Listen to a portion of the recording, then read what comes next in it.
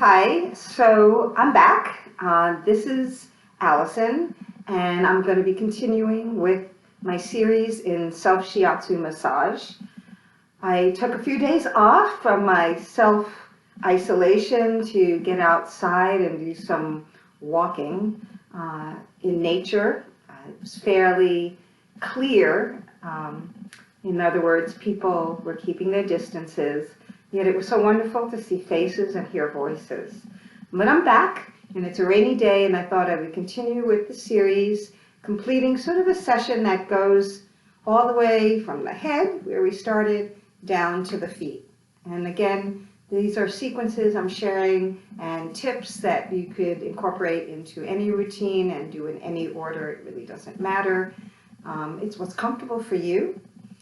And with that, I think I'll just begin again with centering. So maybe a hand on the heart, hand on belly, quieting down with some breathing. It can begin with natural breaths and then expand into deeper breaths where you inhale and expand through the belly, perhaps bring the breath up through the lower ribs and chest, all the way through the throat to the nose, and then exhaling maybe through the mouth or nose, softening the throat, the chest, the ribs, and then perhaps contracting the navel to the small of the back to give some support to the internal organs. So I usually begin with 3 or more breaths. Deep breath in and exhaling.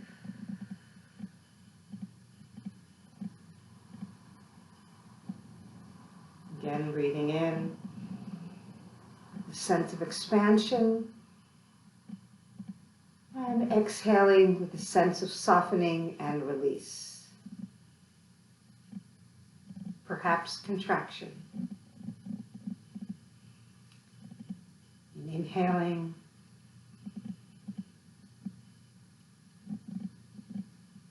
and exhaling, and contracting. So we did a little bit of hara massage, going in a clockwise direction with the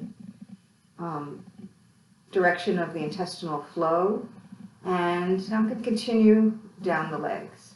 So one thing you can do is just working with 2 legs with gentle sort of pressure by leaning in through your body and using your forearms to sort of massage down the front of the thighs, quadricep. You could use your palms, again, just leaning in, allowing the weight of the body to come into your hands and then into your thighs. You can use hand over fist. And I'm doing this because these are general techniques that I'll be using as we go through a sequence.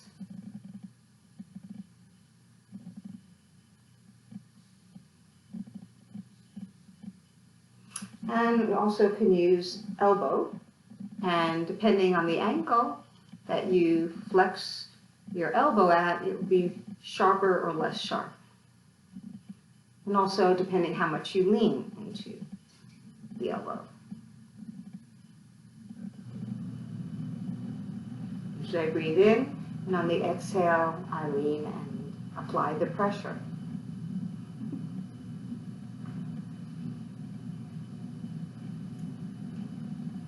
So, as the yang meridians generally travel from the sky down to the earth, and the yin from the earth up to the sky, typically in a shiatsu session, if you're receiving it and you want to bring energy to the body, you would work in the direction of the meridian flow.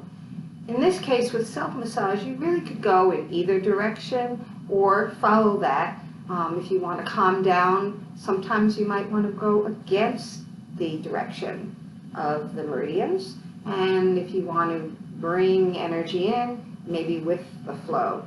So I feel that in the self-massage session, it's not as crucial what direction, but we'll start with going in the direction. I'm going to start at the base of the foot with a kidney meridian, and this is kidney 1 point, and might use a few fingers or your thumb to lean in.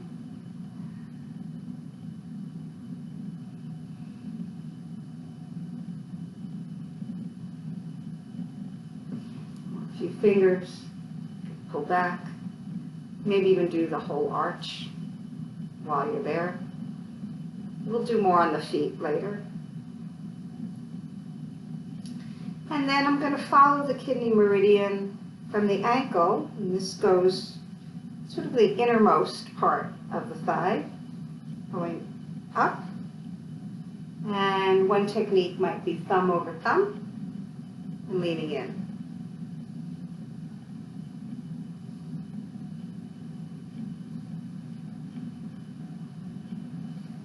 I can continue up with my thumb, or maybe more easily, I can access it with my elbow and just lean. So I could do this a few times.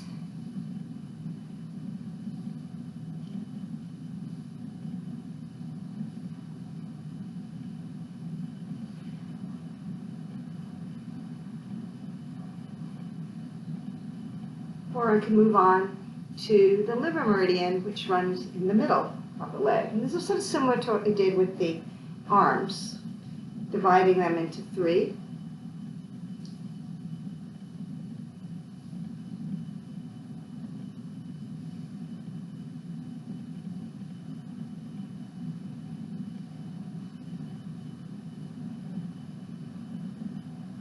If I wanted a more general pressure and not working points along the meridian, I could use my palm,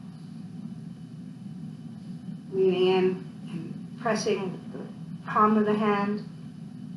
This is easy to do on the lower leg. And I can use the forearm for more general pressure and not as pointed, literally pointed, up the inside of the thigh. And I'm going to move along spleen meridian, which relates to the spleen but also has other functions.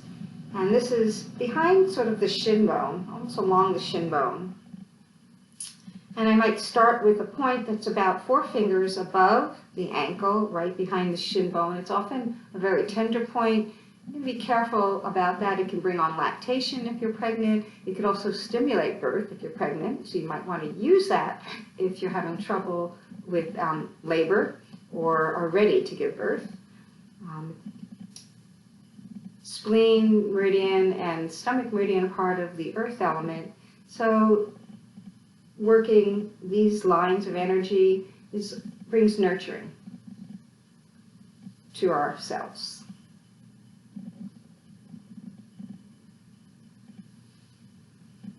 And grounding.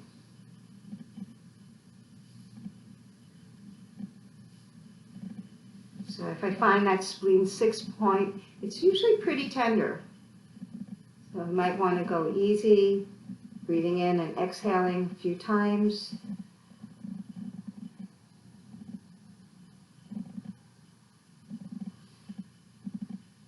And then continuing up. And going all the way up the thigh. Again, I'm using my elbow, so I find that easiest.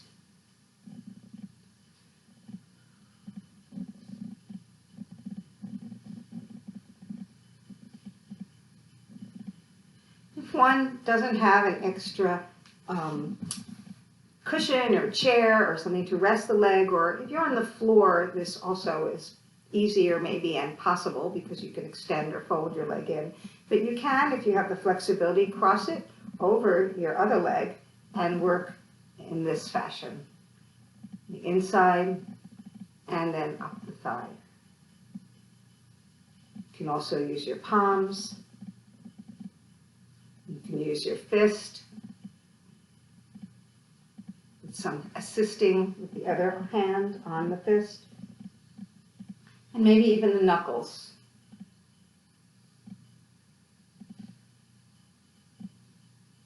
A couple of points that might want to attend to also on the spleen meridian, especially if you have knee problems, is spleen 9, which is underneath, sort of in this crevice. If you go up along the shin and you hit the bone, just underneath it, again, a tender point, you'll find spleen 9, and I can apply pressure there.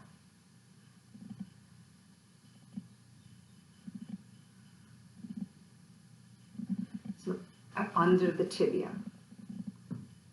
And then above the knee, sort of in that same line, another tender point, spleen 10.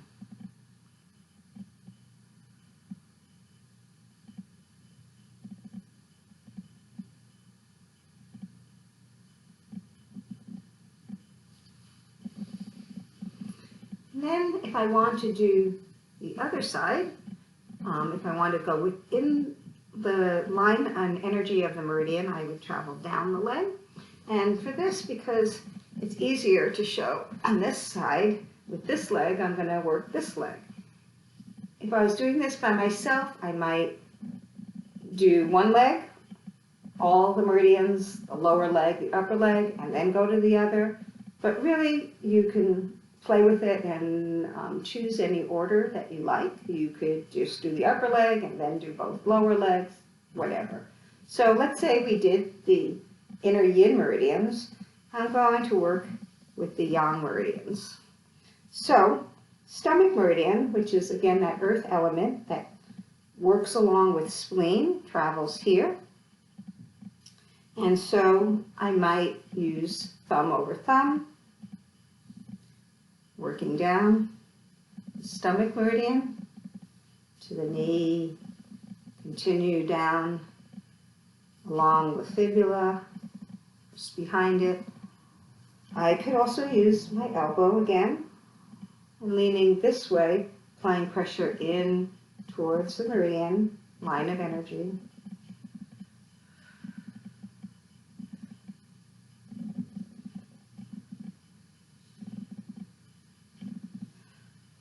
Exhaling as I lean in and press, inhaling as I release. And then continuing down, maybe thumb over thumb or thumb by thumb, down the shin.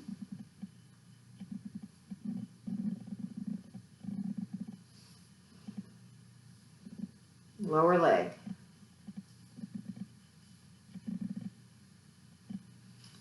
Again, similar to the spleen, there's points along stomach meridian, one above the knee. And it's usually a very tender point. This is stomach 34.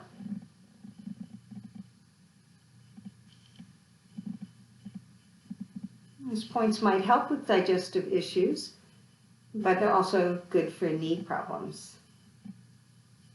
And below, again, you'll find a notch, sort of where the bone comes up and hits the kneecap. Stomach 36.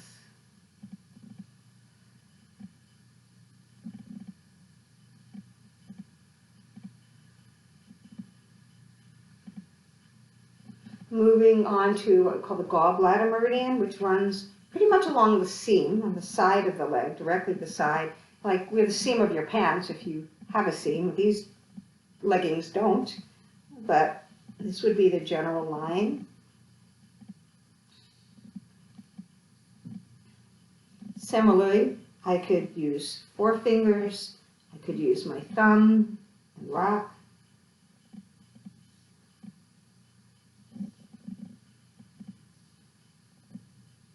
As you reach around further, it gets a little harder, but I still could use my elbow.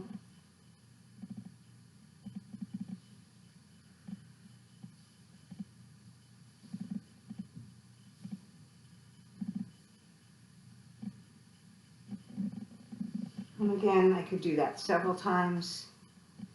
Use my 4 fingers.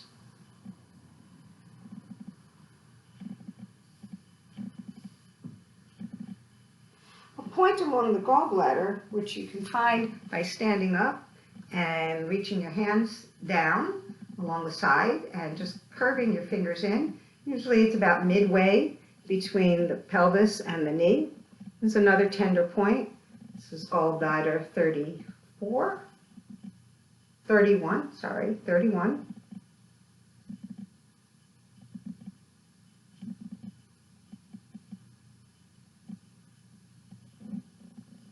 And you might rock and do both sides, or just lean in with one. Again, you could use balls on any of these points.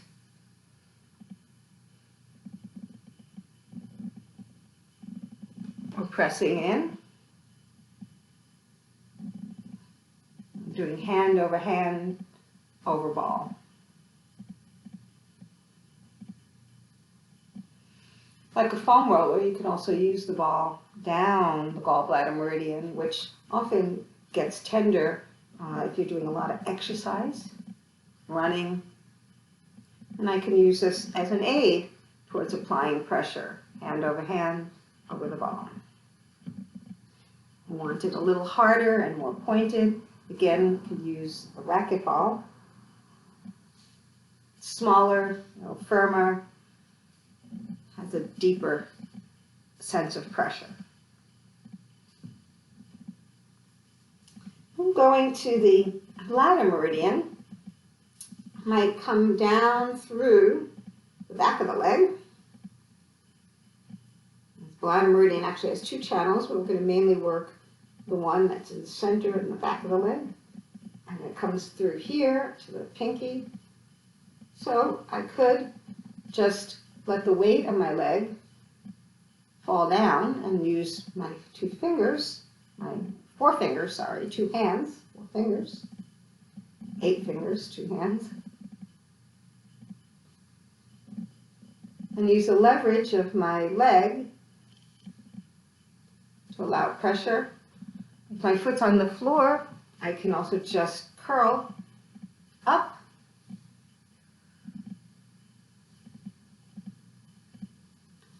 like this.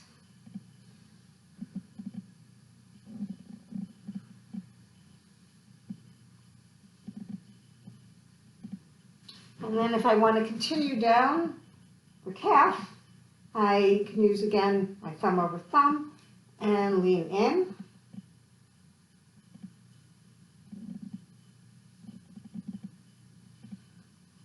And work down behind the ankle, this side of the ankle.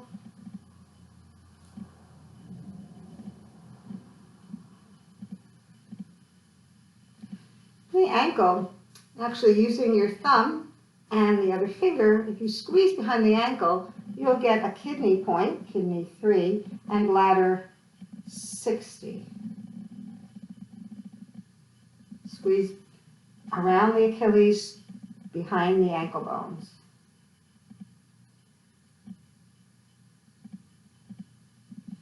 And if you were lying, you could also, on the floor, you would get more pressure, because it wouldn't be soft, it would be hard.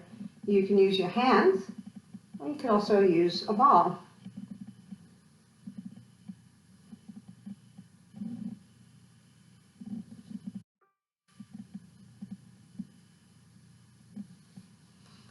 Well, I would do this on both legs, the inside and the outside. Also, might want to do the sacrum. So one thing you can do is put tennis balls in a sock. You can get both.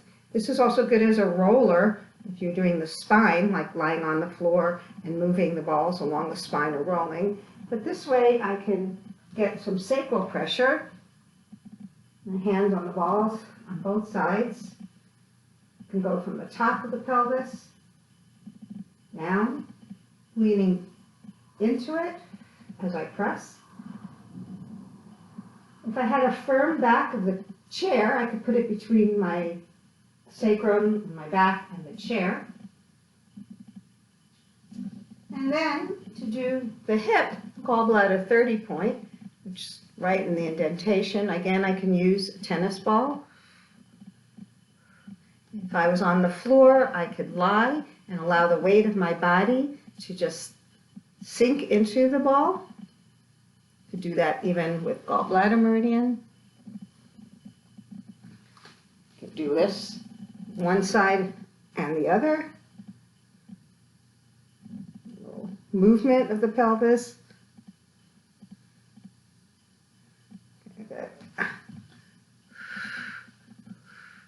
You could use 2 balls to work the sacrum.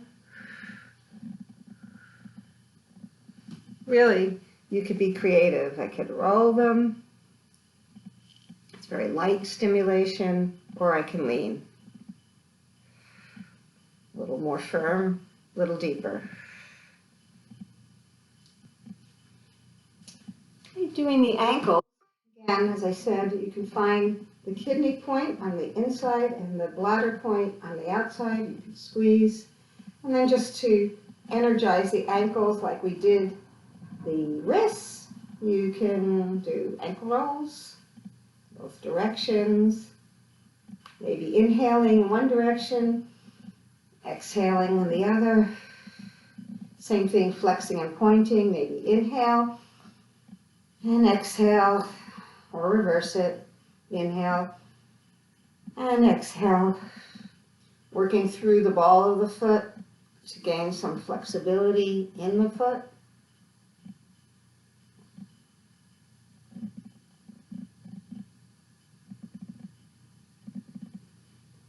Both sides.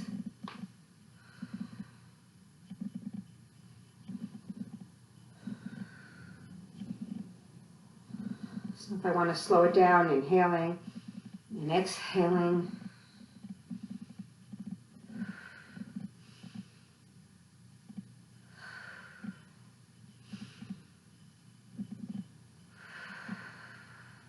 Or vice versa.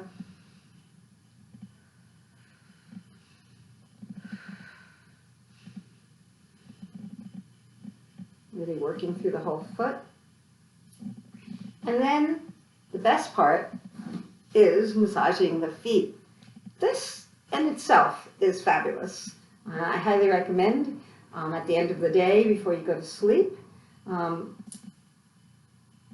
One thing we can do, I mean, we could just sort of squeeze in general, just sort of cup your foot, the heel, the arch, lean in and squeeze. Do that a few times. And then similarly, we can divide the arch in 3 and do the inner arch. Thumb over thumb or thumb by thumb is a good way to do it.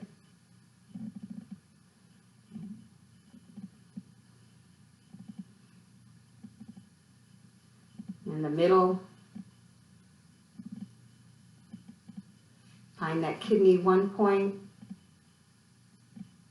I was told, I've never tried it, that if someone was fainting or went in, lost consciousness and you want to bring them back to consciousness, pressing in that point with something sharp, maybe a nail or something, would perhaps bring them back to alertness. I've never tried it.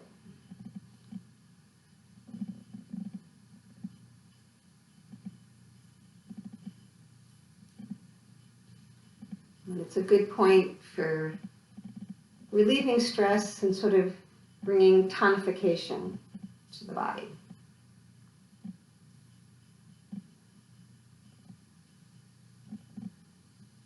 And then the outermost part of the sole, I'm using my 4 fingers, both hands, 8 fingers.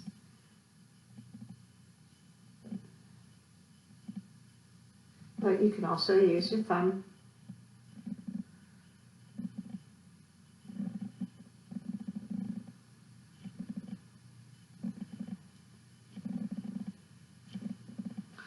Stretching the toes back, give a stretch to the metatarsal,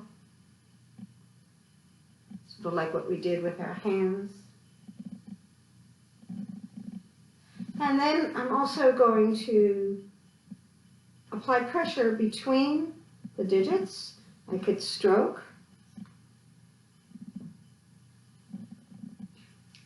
Sit up here. stroke between first, or I can then apply pressure with my thumbs, leaning in.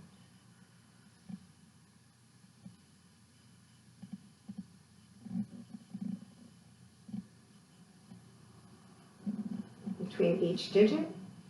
And finally, I can sort of wring and stretch the toes, maybe a little pinch at the base of the nail where the meridians start and end. Bring me to a sort of a bit of alertness.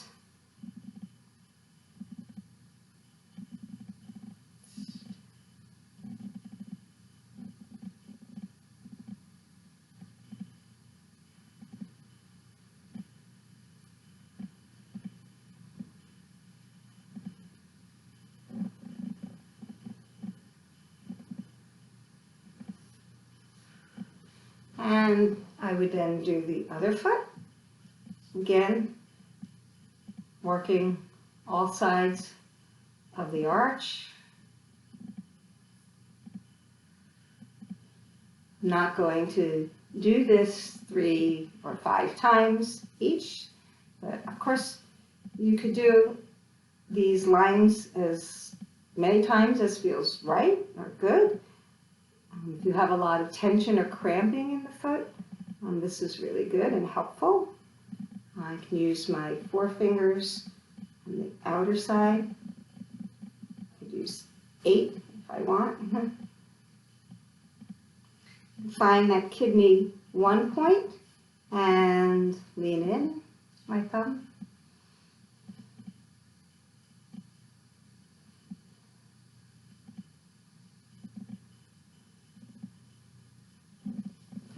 Stretch the toes back, stretch the metatarsal, that too. By pushing my foot into my hands, I can pull back with my hands and fingers and get pressure that way. Then do ankle rolls.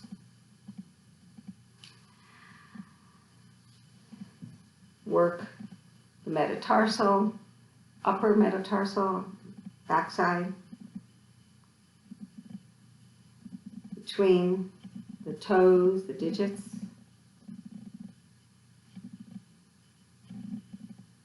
Stroke.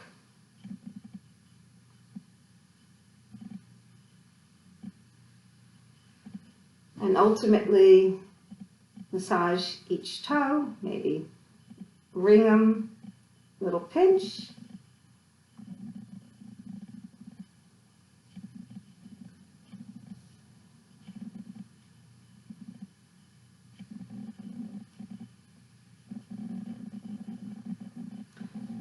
Again, stretch.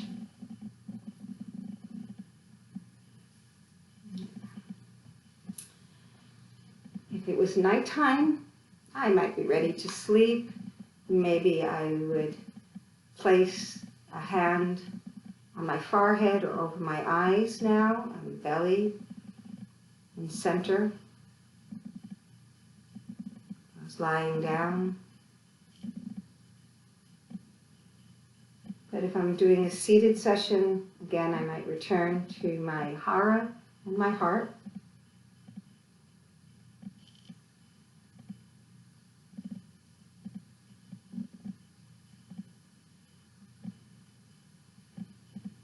Notice any changes.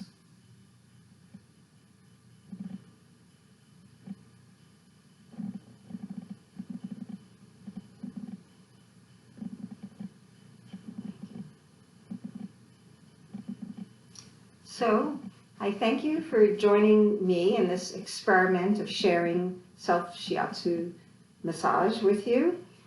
These are just suggestions pulled from my training in Shiatsu as a Shiatsu therapist and massage therapist, and from teaching workshops in various settings at universities, at dance camps, in offices.